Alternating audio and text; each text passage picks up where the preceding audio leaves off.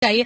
आप बताइए इस बार अमेठी के चुनाव में क्या है मुद्दे। इस बार कैंडिडेट अलग है, इस बार के शर्मा है, प्रियंका गांधी ने कमान संभाली है। पूरे देश में अभी भी चर्चा अमेठी और रायबरेली की है और अब रायबरेली से ज्यादा अमेठी चर्चा का केंद्र है, क्योंकि लोगों को लग रहा है कि अब इसमें क्या होने जा रहा है। तो इस बार की फिजा पिछली बार से कितनी अलग है? इस बार के लोग जो पिछली बार बेवकूफ बनाया गया था, जनता को 13 रुपए किलो चीनी देंगे, युवाओं को 2 नौकरी देंगे, साल में 2 करोड़ नौकरी देंगे, महिलाओं को सुरक्षा देंगे, कहीं भी जितने भी वो बोले कहीं भी जो है वो धरे पे उतरे नहीं। और राहुल गांधी को लोग देख रहे थे कि राहुल गांधी अमेठी से लड़े, तो राहुल गांधी एक प्रधानमंत्री कैडर के नेता हैं। तो स्मृति ईरानी और राहुल गांधी में बहुत फर्क है। स्मृति ईरानी राहुल गांधी का नाम ले लेके जो अपना टीएपी बढ़ाती हैं वो गलत है। तो राहुल गांधी ने अपने नॉर्मल कार्यकर्ता को भेजा जो 40 साल से अमेठी और रायबरेली को देख रहे थे, और केएल शर्मा लगभग 20,000 से ज्यादा घरों पे स्वयं टच में है, स्वयं उनको लोग जानते हैं, ये उनका कहना है। और मेरा ऐसा विश्वास है केएल शर्मा लगभग 5 लाख वोटों से अमेठी से विजयी होंगे और यहाँ अमेठी की जनता का जो है सपना साकार होगा। अमेठी में आज तक जो कुछ भी विकास हुआ है वो कांग्रेस की देन है, चाहे एसीसी सीमेंट की फैक्ट्री हो, एचएल हो, बीएचएल हो, जितनी भी फैक्ट्रियां हैं वो सब कांग्रेस की देन है। अमेठी का विकास हुआ है। अमेठी का कोई भी दिल्ली जाता था, नाम लेता था, उनका तुरंत काम होता था, और आज वो देखने में नहीं है। अच्छा, यहाँ प्रियंका गांधी लगातार अमेठी रायबरेली में है, आज यहाँ आने वाली है अब से कुछ देर में, और कल भी वो यहाँ रहेंगी। कल रायबरेली थी, इसी तरह से वो आ जा रही हैं।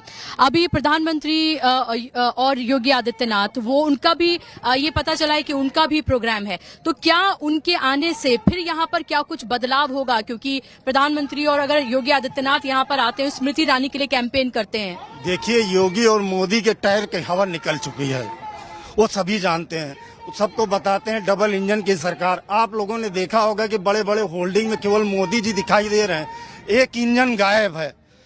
प्रधानमंत्री मोदी जी बोलते हैं भाइयों बहनों, और योगी जी बोलते हैं बहनों भाइयों, और दोनों के संवाद में बहुत जमीन आसमान का अंतर हो गया है। तो जनता इनके सारे बेवकूफी को, इनके झूठ को समझ गई है। नोटबंदी इन्होंने की, हीरो बनने के चक्कर में प्रधानमंत्री हमारे बहुत रहते हैं। जोकर बनने का उनको बहुत शौक रहता है, कभी लाल टोपी, कभी पीली टोपी, कभी काली टोपी, कभी कुछ कपड़ा बदलने का शौक होता है। बताते हैं मैं गरीब हूँ, चाय बेचने वाला हूँ, और जिस स्टेशन का नाम लेते हूँ कभी स्टेशन था ही नहीं, कभी ये चाय बेचे ही नहीं है। बताते हैं चाहे अगर मोदी जी जैसे गरीब हो जो 8,000 के हवाई जहाज में चलता है, 20 लाख का सूट पहनता है, तो उनसे तो बढ़िया है ऐसे गरीब हो भाई। सबको गरीब बताते हैं, काम उन्होंने कुछ नहीं किया। नोटबंदी में कितने बच्चे अपने ही पैसे के अभाव में एक्सपायर कर गए, माँ बाप नहीं निकाल पाए, उनका इलाज नहीं हो पाया, कितनी की शादी टूट गई, कितने बुजुर्गों को लाइन में पीटा गया, कितने लोग मरे। उसके बाद आप किसान का ले लीजिए, 800 किसान मरे।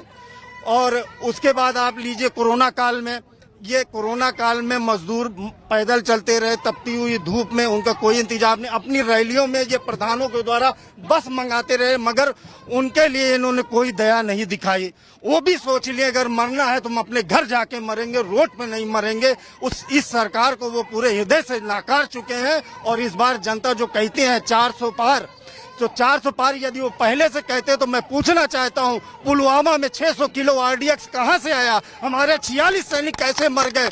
4 महीने से जहाज मांगा जा रहा था, लेकिन उन्होंने दिया नहीं, और सतपाल मलिक को कह दिया कि आप चुप रहिए।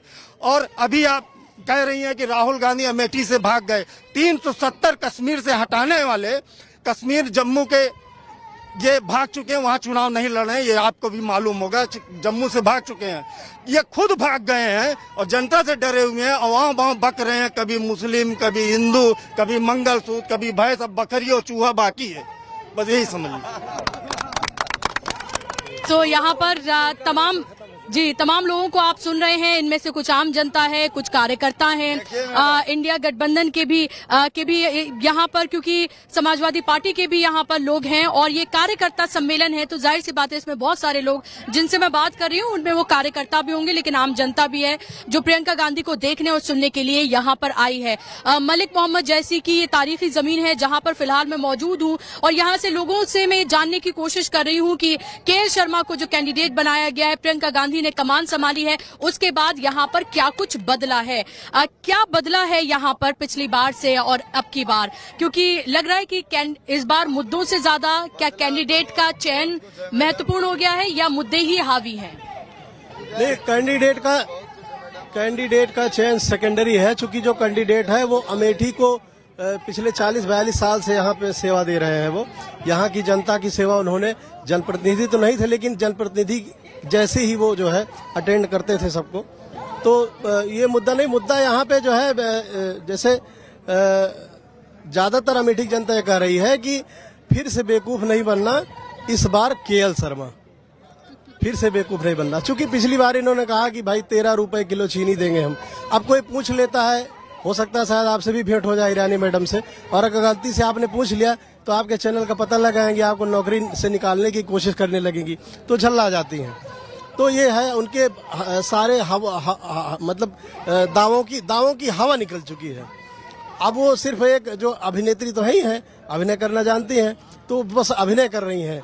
बाकी इस बार यहाँ की जनता जो है वो अपने सेवक को फिर से जो है चुनेगी, और जो पिछली बार उन्होंने गलती की है उसको प्रायश्चित करना चाहती है। अमेठी की जनता बड़ी बेसब्री से राहुल जी की इंतजार कर रही थी, प्रायश्चित करना चाहती है। अगर इतना गलत क्या कर दिया कि आप पश्चाताप के मुद्रा में हैं और आप प्रायश्चित करना चाहते हैं अमेठी की जनता, ऐसा इतना क्या गलत कर दिया? देखिए, संजय गांधी अस्पताल यहाँ का मुझे लगता है 40 साल पुराना अस्पताल है, उसको जो है इस सरकार ने बंद कर दिया था। मुझे लगता है 2 हफ्ते तक बंद था।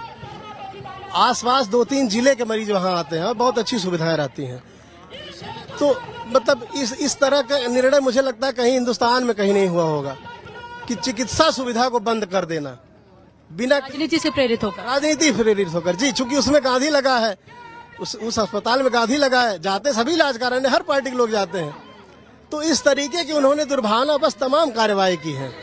किसी ने सवाल कर लिया तो उसको नौकरी से निकलवा दिया, और भी बहुत सारे हैं उनके। आप जबान सुनिए, जबान अहंकार साफ साफ दिखता है। हमसे डर चुके हैं, अडानी अंबानी का भी नाम आने लगा हम ऊपर। जो जिस देश का राजा डर जाता है फिर वो अपनी प्रजा को डराना शुरू कर देता है कि तुम्हारा मंगल सूत्र छीन लेंगे, तुम्हारी भैंस खोल ले जाएंगे, तुम्हारा 2 कमरा ले लेंगे। अब अडानी अंबानी से पैसा आता है, इसका मतलब उनको आता है तो उनको पता है कि कैसे जाता होगा वहाँ पर।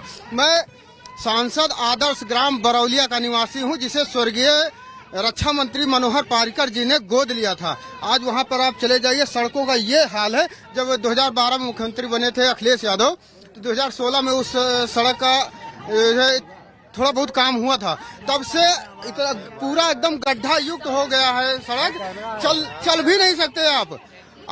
2019 में जीतने के बाद दोबारा से स्मृति ईरानी जी उस अपने गोद लिए गांव में नहीं जा पाई, आज तक नहीं चेहरा दिखाया। बताइए, 13 रुपए का चीनी दे के लब्भा दे दिया, हम लोग चले गए, भैया चलो 13 रुपए मिलेगी, जो न मिल जाए।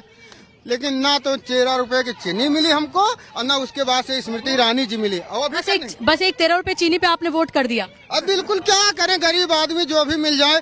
अभी यूपीपी का हम एग्जाम दिए, इलाहाबाद में, रसूलाबाद में, तेलियरगंज में हम रह के कोचिंग कर रहे थे लगभग 3 सालों से। इस बार जब पेपर लीक हो गया तो मेरे पिताजी ने कहा, बेटवा घर चले आओ, खेती बाड़ी करो, ये भैंस चराओ, अब हम पैसा धान गेहूं बेच के न दे पाओगे, चुप्पे चलाओ घरे। अब क्या करें, जाएं अपने गांव के जो लेबर 10 साल से 5वीं फेल बेचारे 10,000 की 12,000 की नौकरी कर रहे हैं उस मिल में। लेकिन मोदी जी तो कह रहे हैं कि आपकी भैंस भी सुरक्षित नहीं है, वो भी कांग्रेस ले जाएगी। भैंस तो वाकई में अमेठी में सुरक्षित नहीं है इस बार, मुझे लगता है, मुझे भी लगता है इस बार सुरक्षित नहीं है। हम गुप्ता ही भुजवा ही हम उनके एकदम खुला सपोर्टर रहे हैं ओबीसी। लेकिन जिस तरह से हमारे नेता अखिलेश यादव जी मंदिर जाने के बाद मंदिर धुलवाया गया, जिस तरह से उन्होंने ओबीसी समाज का अपमान किया है, इसका मुंह तोड़ जवाब देंगे इसी चुनाव में। बटन इतनी तेज दबेगी कि दिल्ली तक आवाज जाएगी। आपने बीजेपी को वोट किया था? बिल्कुल, 2019 में किया था। भाई राष्ट्र को दिखा रहे हैं, ये कर रहे हैं, वो कर रहे हैं। हम भी उसी में भाजपा में हम भी हो गए देश प्रेमी लेकिन ये नहीं पता चला कि जो पुलवामा हमला हुआ बाद में वहाँ के राज्यपाल सत्यपाल मलिक जी ने बताया कि उन्होंने मेरी जुबान चुप करने के लिए कहा, तब पता लगा कि बताओ ये चुनाव जीतने के लिए कितने स्तर तक जा सकते हैं, कितना गिर सकते हैं। क्या आपको पश्चाताप है कि आपने वोट किया? बिल्कुल बिल्कुल। राहुल गांधी जैसा नेता हमको कभी नहीं मिल सकता। ये हमारा सौभाग्य है कि हम राजीव जी के जमाने में तो नहीं पैदा हुए, इंदिरा जी के, लेकिन राहुल गांधी के जमाने में पैदा हुए हैं। अब नहीं खोना चाहते उनको। अब किशोरी लाल जी उनके यमदूत, वो दूत बन के आए हैं, वो उनका भी स्वागत है, वो उन्हीं के सिपाही हैं। और इतना अच्छा वो बोलते हैं, इतना अच्छा। इतना हृदय परिवर्तन कैसे हुआ आपका 5 साल में? बस ये महंगाई, बेरोजगारी। 3 साल से मैं कोचिंग कर रहा था, यूपीपी की तैयारी कर रहा था, वनडे एग्जाम की। पर पिताजी ने कह दिया बेटुआ भाग जाओ घरे, अब हम धान गेहूँ बेच के पैसा न दे पाए, चलाओ भैंस चराओ। अब क्या करी मैडम, बताओ, आप ही बताओ क्या करी।